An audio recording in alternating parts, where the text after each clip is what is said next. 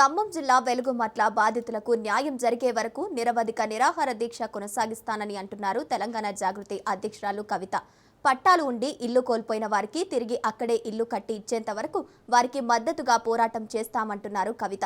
దేశవ్యాప్తంగా రాజ్యాంగం పట్టుకుని తిరిగే రాహుల్ గాంధీ ఖమ్మం వెలుగుమట్ల బాధితులకు ఎందుకు అండగా ఉండటం లేదని ప్రశ్నించారు. ఖమ్మం వెలుగుమట్ల బాధితుల పక్షాన రాహుల్ గాంధీకి లేఖ రాశామంటున్నారు తెలంగాణ జాగృతి అధ్యక్షురాలు కవితతో మా ప్రతినిధి సైదులు ఫేస్ టు ఫేస్. బాధితులకు న్యాయం జరిగేంత వరకు కూడా నిరాహార దీక్ష చేస్తానని చెప్పేసి అంటున్నారు తెలంగాణ జాగృతి అధ్యక్షురాలు కవిత. కవిత గారు మనతో ఉన్నారు, మాట్లాడదాం. అక్క, మీరు నిన్న ఖమ్మం వెళ్ళారు, అక్కడ బాధితుల పరిస్థితి ఏందో చూశారు. సో ఒక్కసారిగా నిరాహార దీక్ష కూడా పూనుకున్నారు. సో అక్కడి నుంచి నిరాహార దీక్ష చేస్తున్న మిమ్మల్ని పోలీసులు ఈరోజు హైదరాబాద్ తరలించారు. సో ఈ బాధితులకు న్యాయం జరిగేంత వరకు కూడా నిరాహార దీక్ష కంటిన్యూ అయ్యే అవకాశం ఉందా? ఏంటి అసలు అక్కడ పరిస్థితి ఏ విధంగా ఉంది, మీరు చూశారు? పరిస్థితి అయితే డెఫినెట్గా బాగాలేదండి. చాలా పేద ప్రజల ఆర్తనాతలు విని నిజంగా మనసు చెల్లించిపోయేటటువంటి పరిస్థితే ఉన్నది. చాలా అప్రజాస్వామికంగా, అసలు హక్కు లేని చోటుకి ప్రభుత్వము, కలెక్టర్ గారు అర్ధరాత్రి పూట వెళ్ళి మరీ ఇండ్లన్నీ కూడా కూలగొట్టి తీసుకొచ్చినటువంటి పరిస్థితి ఉన్నది. ఆ పేద ప్రజలందరినీ కూడా దాదాపు 750 కుటుంబాలన్నింటినీ కూడా తీసుకొచ్చి ఒకటే ఒక షెల్టర్ హోమ్లో పెట్టారు. చాలా అక్కడ మరీ దయనీయమైన పరిస్థితి ఉంది. ప్రభుత్వం పట్టించుకోవట్లేదు. ఫుడ్ విషయం కావచ్చు, బాత్రూమ్ విషయం కావచ్చు, హెల్త్ విషయం కావచ్చు, ఏది కూడా పట్టించుకోవట్లేదు. 15 రోజుల నుంచి వాళ్ళు బిక్కుమని ఉంటున్నారు బాధితులు. ఒక పక్క ఇల్లు పోయింది, జీవితకాలం సంపాదించుకున్నటువంటి ఆస్తి పోయింది, పిల్లల ఎగ్జామ్స్ టైంలో ఇల్లుకి కూలగొట్టేయడం జరిగింది. ఇప్పుడు ఎక్కడిస్తారో ఎక్కడికి పంపుతారో తెలియనటువంటి విచిత్రమైన పరిస్థితిలో ఉన్నారు. దాంతో ఇక ఖమ్మం జిల్లాలో ఉన్న 3 మంత్రులు రోజుకొక స్టేట్మెంటు, మనిషికొక స్టేట్మెంట్ ఇచ్చుకుంటూ వాళ్ళు ఇంకా కన్ఫ్యూజ్ చేస్తున్నారు. బట్ అల్టిమేట్గా మేము అక్కడికి వెళ్ళిన తర్వాత సేకరించినటువంటి సమాచారము, కాగితాలు, సాలిడ్ ప్రూఫ్స్తో మాకు అర్థమైంది ఏంటంటే 62 ఎకరాల భూదాన్ భూమి ఏదైతే ఉందో ఆ 62 ఎకరాల భూదాన్ భూమిని కూడా కంప్లీట్గా పేదలకు వాడాల్సింది. అందులో సగం ఆల్రెడీ పెద్ద రైతుల పేరుకు బదిలీ అయిపోయింది. మిగతా సగంని కూడా కొట్టేసే ప్రయత్నాలు చేస్తూ ఉన్నారు. దీన్ని మాత్రం ఎట్టి పరిస్థితుల్లో తెలంగాణ ప్రజలుగా, తెలంగాణ బిడ్డలుగా మనం ప్రభుత్వం యొక్క ఈ ప్రయత్నాన్ని సాగనీయకూడదు. అట్లా ఒక జిల్లాలో మీరు సాగనిస్తే తెలంగాణ వ్యాప్తంగా అన్ని జిల్లాల్లో కూడా ఇదే రిపీట్ అయ్యే ఆస్కారం ఉంటుంది. కాబట్టి మేము పట్టుబట్టి కూర్చున్నాం, చాలా బలంగా కూర్చున్నాం. ఎట్టి పరిస్థితుల్లో గవర్నమెంట్ ఎక్కడైతే ఇల్లు కూలగొట్టిందో అక్కడే పట్టాలు ఇవ్వాలని చెప్పి డిమాండ్ చేస్తూ ఉన్నాం. ఈరోజు మంత్రి పొంగులేటి శ్రీనివాసరెడ్డి చిట్చాట్ నిర్వహించాడు ఈరోజు.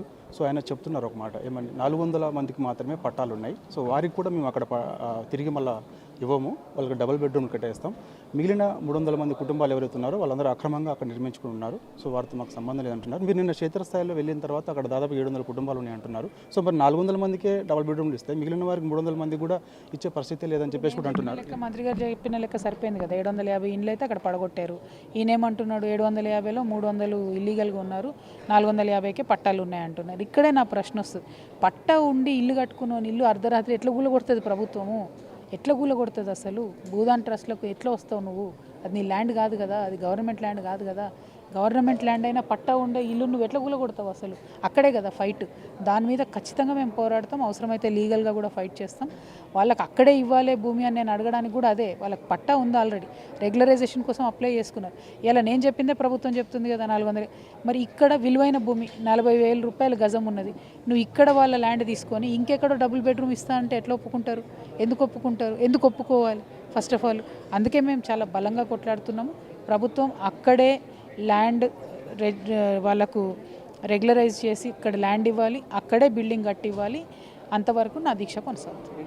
కాంగ్రెస్ పార్టీ 2 ఏళ్ళు పైగా అవుతుంది అధికారంలోకి వచ్చి. సో చాలా చోట్ల హైడ్రా పేరుతో కానీ, లేకపోతే ఇట్లా కొన్ని చోట్ల పేదల ఇల్లులు కూల్చడం కానీ, దేశవ్యాప్తంగానేమో రాహుల్ గాంధీ ఎక్కడైతే బీజేపీ పాలిత రాష్ట్రాల్లో ఈ విధంగా కూలగొట్టినప్పుడు బుల్డోజర్ ప్రభుత్వాలు నడుస్తున్నాయని చెప్పేసి అంటున్నారు రాజ్యాంగం పట్టుకొని. సో మన ఇక్కడ కూడా తెలంగాణ రాష్ట్రంలో కాంగ్రెస్ పార్టీ అధికారంలో ఉంది. మరి సో హైడ్రా పేరుతో మీరు కూడా చూశారు, హైదరాబాద్లో చాలా వరకు పేదలు ఇల్లు కూలగొట్టడం జరిగింది. సో ఇప్పుడు ఖమ్మంలో భూదాన్ భూములను కూడా చాలా వరకు పేదలు పట్టాలు ఉన్న వాళ్ళే, పట్టాలు లేని వాళ్ళే కూడా కూలగొట్టడం జరిగింది. సో దీనికి అంటే ఇక్కడ మొత్తానికి కాంగ్రెస్ ప్రభుత్వం వైఖరి ఏంటంటే పేదవాళ్ళని ఇబ్బంది పెట్టడం, పెద్దవాళ్ళని సంతోషపెట్టడం.